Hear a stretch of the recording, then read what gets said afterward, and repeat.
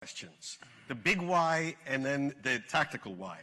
I know you started to answer. But what I see in the region is that the big divide now is you have leaders that are trying to empower their people and create more opportunity for them to have a better life, and then you have leaders that are trying to repress their people and often using religion and other excuses as a reason to try and hold their people down. And so when we looked at the Palestinians, we said, well, what are the opportunities that they can have? What's been holding them back economically? And obviously you have the core issues, because you need to resolve the core issues to be able to move forward.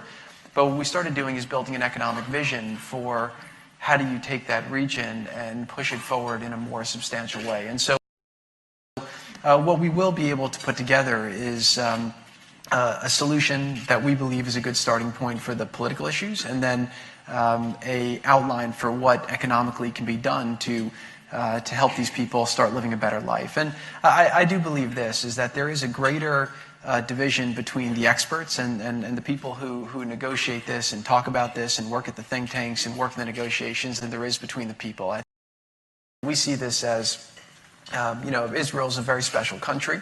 It's the only democracy in the region. It's America's strongest ally. They're a great military partner. We do a lot of business with them in a lot of ways. And so Israel's security is something that's very important to this country. It's something that's very important to the president, and it's something that we want to see. We want to see that resolved. And I do think that a lot of what we'll do here, in order for Israel to be secure long term, they need to resolve this issue. I think it's very important. You have to make compromises in order to do that.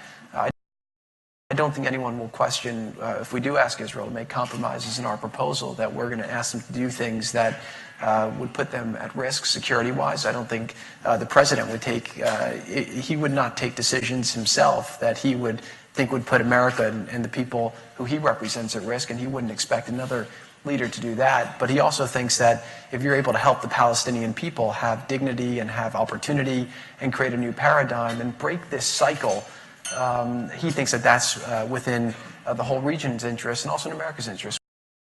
And people told me, you're crazy to work on this. It's not the right time. This is impossible. It will never happen. So I don't think there's ever a perfect time to do this. But I do think what we've been able to do over the last couple of years is put ourselves in a position where we do feel like now is a good time to put something out there.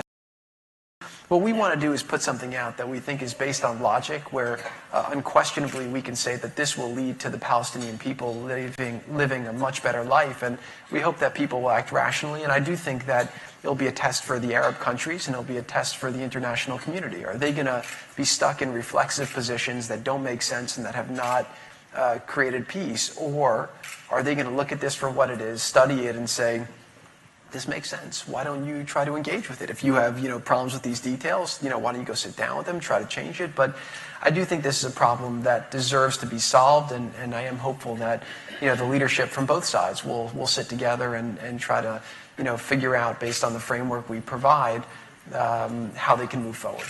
I would think that if you would have gone back 5-6 years and if you would have asked people what they thought.